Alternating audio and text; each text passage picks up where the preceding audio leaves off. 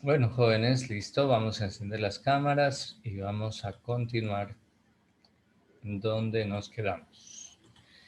Bueno, entonces les decía, jóvenes, pues así la obra de Guayasamín está dividida en algunas partes, está agrupada, pero siempre trata de ser el pintor del pueblo Guayasamín. Él trata de reflejarse a sí mismo como el pintor que ha logrado captar el dolor del pueblo y expresarlo a través del dibujo de la pintura.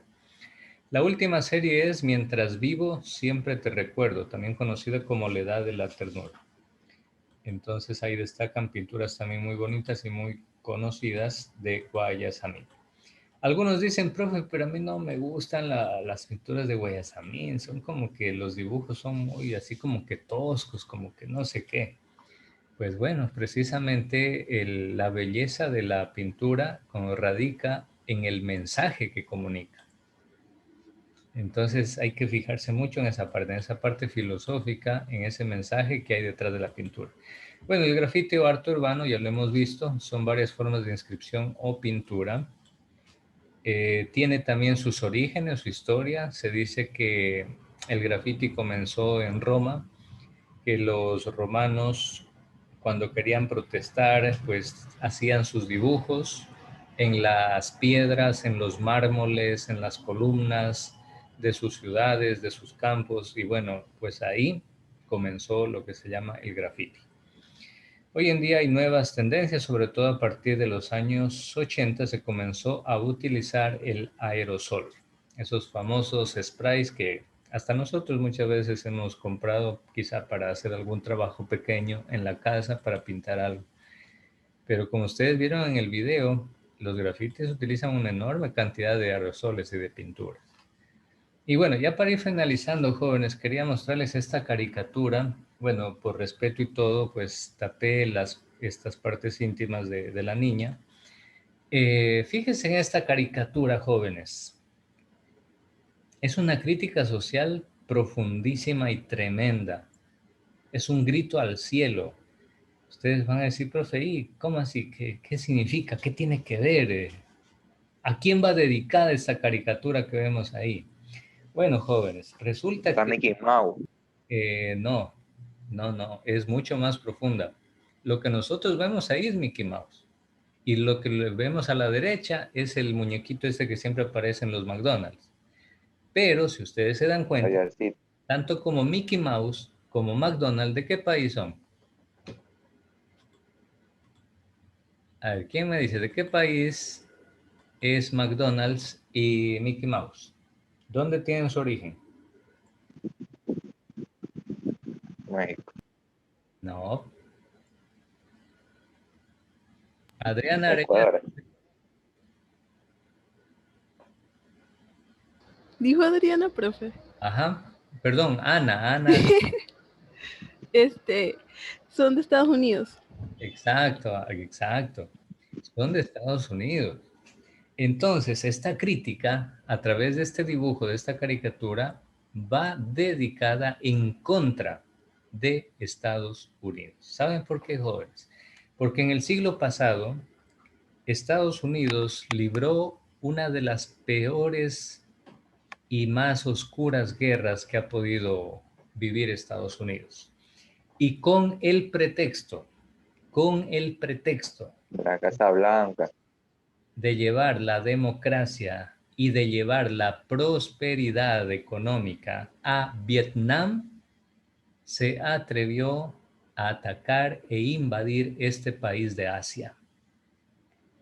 Y lo vil, lo cruel, lo criminal de Estados Unidos fue que él sabía perfectamente que Vietnam era un país extremadamente pobre, que no tenía ni cómo defenderse, mientras que Estados Unidos había sido uno de los grandes vencedores de la Segunda Guerra Mundial con un poderío militar ilimitado.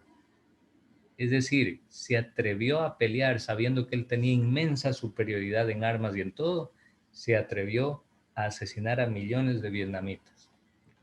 Y eso no es todo. A pesar de que Estados Unidos siempre se dice que es el que garantiza los derechos humanos y bla, bla, bla, bla, bla, En esa guerra, Estados Unidos por primera vez utilizó armas químicas con el famoso agente naranja. Era un gas venenoso que lo esparcía desde aviones y helicópteros, y en las selvas, en los pueblos, en las ciudades donde caía, la gente comenzaba a sufrir quemaduras, le comenzaba a hervir la piel, a quemársele la piel al contacto con ese químico. Y es por eso que ustedes ven esa niña, la niña que ve en el centro entre Mickey Mouse y el payaso de McDonald's. Esa niña es una niña de una foto real, porque fue una niña donde bombardeó a Estados Unidos, la rociaron con el agente naranja, y esta niña no aguantaba el dolor de su cuerpo, se sacó las ropas y todo eso, y corría de desesperación porque se moría del dolor. Entonces, eso representa esta caricatura. ¿Sí o no, jóvenes, que hacer crítica social a través del arte es ir directo al grano, con toda la puntería en el blanco? Entonces, por eso la importancia, jóvenes, del arte como crítica social. Entonces, acuérdense que siempre detrás de todo esto hay una filosofía y hay un mensaje por detrás. Bueno, quería mostrarles lo siguiente. Estos son parte de los temarios, jóvenes, para su examen. Yo se los voy a pasar tranquilos, no necesitan copiar nada, se los voy a pasar en Edmodo. Voy a enviarles un documento que dice temarios. Entonces acuérdense de estudiar eso para el examen. Bueno, entre algunas cosas les voy a pedir que recuerden lo que es el Hay que contestar. al lado de Platón. Entre ellos, yo les he puesto aquí esta imagen para que ustedes lo recuerden. Alguna vez hablamos, jóvenes, del mito del carro alado de Platón, y decíamos que Platón entendía el alma humana. ¿De qué manera? Platón entendía el alma humana que tenía tres partes: la parte racional, la parte concupiscible y la parte irascible. Y Platón decía que el alma humana se parece a un carro alado, donde el cochero, es decir, el conductor de ese carro alado, el chofer de ese carro alado, es la parte racional, y que por tanto la razón, el cerebro del ser humano, es el que tiene que controlar, el que tiene que guiar, el que tiene que dirigir, el que tiene que motivar, animar, empujar, impulsar a la parte concupiscible y a la parte irascible. Entonces, la parte irascible tiene que ver con la valentía, con el valor, con el coraje que un soldado necesita para la guerra, por ejemplo. Y la parte concupiscible tiene que ver con las pasiones que las personas sienten. Esa pasión puede ser la ira, puede ser la lujuria, la venganza, el odio, etc. Entonces, Platón decía que el alma humana está compuesta de una parte irascible y de una parte concupiscible, pero que también tiene una parte racional, y que esa parte racional es la que tiene que dominarla a la parte irascible y a la parte concupiscible. En pocas palabras, el ser humano, con su inteligencia y con su razonamiento, debería tener autocontrol sobre todas sus emociones, sobre todas sus concupiscencias y tentaciones. Bueno, ustedes ya luego me lo explicarán con sus propias palabras en ese temario de repaso para el examen. También recuerden lo que era la ética aristotélica. Aquí hablábamos del término medio. No sé si ustedes se acuerdan. Para Aristóteles decíamos que el término medio es lo ideal para que una persona haga siempre el bien, no comete errores. ¿Qué significa el término medio? El término medio significa buscar el equilibrio. Buscar el equilibrio. No irse a los extremos. No, los extremos son malos. Los extremos lo dañan, los extremos lo enferman. No se vaya a los extremos. Busque el equilibrio. Ejemplo. Vamos a suponer alguien que sufre, el médico le dice, mire, usted tiene problemas al corazón, tiene la presión alta, usted tiene muchos problemas, tiene que sobrepeso incluso, tiene que bajar, tiene el hígado graso, etcétera, tiene que bajar de peso. Esta persona recibe un consejo. El primer consejo de otra persona le dice, ¿sabes qué? Mejor no comas nada de carnes, no comas nada de eso, nada de carbohidratos. Mejor hazte vegano, solo come vegetales. Y si es posible crudos, mejor. Esa es una posición extrema. Totalmente se fue al otro extremo. Y la otra posición de otra persona que le da un consejo a esa persona enferma, le puede decir, ¿sabes qué, hermano? Chulla vida, como decimos en Ecuador. Solo tienes una vida, hermano. Disfrútala, come lo que quieres. A la final, algún rato de algo tenemos que morir. Esta segunda persona, aconsejando eso, se fue al otro extremo también. Entonces Aristóteles dice, no, señores. La verdadera ética no está en irse a los extremos. No sean extremistas. La verdadera ética está en buscar el término medio. ¿Cuál sería una posición en término medio en este ejemplo que les estoy poniendo? Una posición podría ser, mira, tienes que controlar la comida chatarra. Deja de comer comida chatarra, pero tienes que seguir alimentándote porque si no te va a dar anemia. Pero prefiere alimentarte de cosas buenas. Granos, legumbres, vegetales, menestras, preferible carnes blancas, etc. Y te aconsejo que hagas ejercicio. Mire, eso ya es un consejo mucho más equilibrado. No se fue a ningún extremo, sino que se mantuvo en el centro, en el término medio, en el equilibrio. Aristóteles dice que la ética, la verdadera ética, consiste en buscar y encontrar el término medio, ser equilibrados. ¿Qué decía Aristóteles en cuanto a la virtud? Para Aristóteles, la virtud no es un regalo, que vienen los angelitos del cielo y te la regalan gratis y tú no mueves ni un dedo. No, no, no, no, no, no. Para Aristóteles, la virtud exige un trabajo enorme, exige sacrificio, exige esfuerzo, exige trabajo, cansancio, exige sudor, como quien dice. Es decir, usted tiene que luchar por conseguir esa virtud, porque esa virtud no le cae del cielo, dice Aristóteles. Usted tiene que conquistar esa virtud con lucha, con esfuerzo, con sacrificio, con trabajo. Muy bien, luego les he colocado esta parte es para completar el tema de la ética, jóvenes. De hecho, bueno, la primera parte sí vimos la ética teológica del utilitarismo. ¿Se acuerdan cuando yo les ponía el ejemplo del enfermero que tenía que ir a la guerra a curar a 5 enfermos que estaban heridos en la selva y solo tenía en el bolsillo 5 medicinas? El primer enfermo tenía que consumir 4 medicinas para salvarle la vida. En cambio, a los otros 4 solo les bastaba con una medicina. ¿Se acuerdan de ese ejemplo? Yo sé que sí. Bueno, pues la ética, aquí se los voy a relacionar con colores, mire. Vamos a colocarle a la ética del utilitarismo un color amarillo. Está relacionada con esta de aquí, miren. Es decir, las acciones buenas para este tipo de ética, la ética teleológica o utilitarista dice que las acciones buenas o éticas son aquellas que dan más placer o lo mismo que son las que son más útiles, mientras que las acciones malas o antiéticas son las que no dan placer y son inútiles. Entonces, mientras más utilidad, mientras más beneficio, mientras mayor cantidad de bien yo logre hacer con algo, dice la ética teleológica o utilitarista, dice, ahí está lo bueno. En lo útil está lo bueno. Mientras más útil sea algo, mientras más cantidad de utilidad le encuentra algo, eso es lo bueno y eso hay que hacerlo.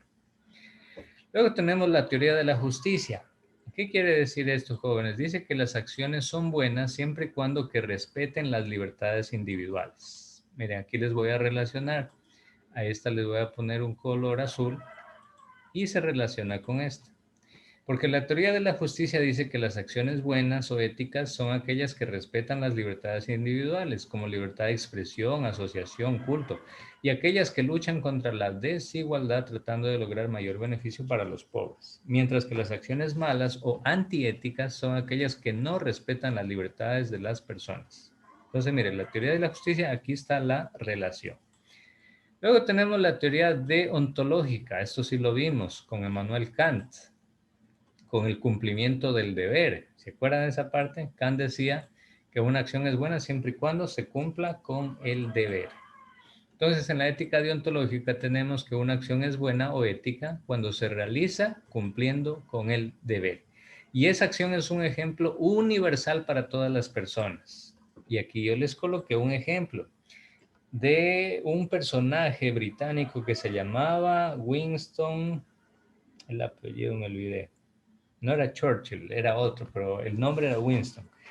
El hecho es de que este señor, para lograr salvar la vida a casi 700 niños en la Segunda Guerra Mundial, él les mintió a los soldados nazi y les dijo que eran niños británicos, que eran niños de Inglaterra y que por tanto tenían que darle permiso para sacarlos de ese país. Total, no eran niños de Inglaterra, eran niños judíos. Pero este señor les mintió a los soldados con la finalidad de sacarlos y salvarles la vida. Y esa acción que cumplió este hombre, a pesar de que mintió, a pesar de que la religión dice no mentirás, a pesar de que sabemos que mentir es malo, sin embargo, en ese momento, en esa circunstancia concreta y específica, para este señor era su deber hacerlo para poder salvarles la vida. ¿Sí? Y finalmente tenemos la ética del discurso. Esto lo vamos a dejar de color blanco. Miren, la ética del discurso es cuando una acción será buena o ética, cuando esa acción sea el resultado de que todos estén de acuerdo. Por eso dice la ética del discurso. Cuando hay discurso, cuando hay diálogo, cuando se habla. Si todos están de acuerdo en que esa acción es buena, dice. Y en cambio, una acción es mala cuando todas las partes no estén de acuerdo en que esa acción es buena. Por lo tanto, si yo en el examen les pidiera, por ejemplo, relaciones con líneas, facilísimo, y a ustedes por los colores ya se dan cuenta nomás, creo que esto es totalmente evidente. Por los colores usted ya se da cuenta cómo va la relación, ¿no? Así, y finalmente tenemos lo blanco con lo blanco sería de esta manera. Bueno, todo esto yo les voy a enviar, jóvenes. Repásense también esta parte, jóvenes. El mito de la caverna de Platón. Es otro mito filosófico interesantísimo y sobre todo, repásenlo. Voy a poner aquí, relacione el mito de la caverna de Platón con con el arte y la estética. Acuérdense que para Platón el arte es algo superficial, porque el arte apenas son unas meras sombras de la realidad. Platón decía que lo que dibuja, lo que hace el artista, es apenas una apariencia, es apenas algo que medio está cerca de la realidad, pero que no es la realidad. Entonces Platón como que no tenía muy buen criterio del arte. Bueno, jóvenes, aquí terminamos. Esta sería nuestra última clase de filosofía. La próxima semana, el lunes, hay feriado y al siguiente, si no me equivoco, tendremos pues ya el examen. Así que ya no tendremos más clases. Migdi Pinargote, un comentario final para ya despedirnos. ¿Algún comentario final sobre la materia de pronto? A ver, Migdi. Puede ser de la clase. Sí, puede ser de la clase o de toda la materia, no sé qué le ha parecido, algo chiquito nomás ya para despedir. Ya que sobre lo de la arte y lo de los grafitis y dibujos, que puede ser expresado de diferente manera, no solamente con situaciones que estén pasando con el país, sino con emociones también que está viviendo uno mismo. Correcto, así es, muy bien, gracias Migdi. Ariel también aquí comparte, nos dice, interesante, profesor, bonitos temas a trabajar, de reflexión y de interés de los jóvenes. Qué bueno, jóvenes. Me alegro que esos temas les haya interesado mucho. De eso se trata la filosofía, de razonar, de reflexionar sobre temas que a ustedes les interese y que les sirva para la vida. Aquí Doménica Flores ya me recordó el nombre, muy bien. Nicholas Winston, muy bien. El gas mostaza es otro Dominic Nieves. Me parece que no es el mismo que la gente naranja. Habría que chequear esa parte. Listo, mis estimados jóvenes, muchísimas gracias. Cuídense, revisen el modo que ahí les voy a enviar el temario, estudienlo bien bonito y yo sé que se van a sacar todos 10 sobre 10 en el examen. Si se van de feriado, cuídense muchísimo, jóvenes, la pandemia no ha pasado. Entonces, cuídense y nos vemos la próxima, ¿sí? Que pasen muy bien.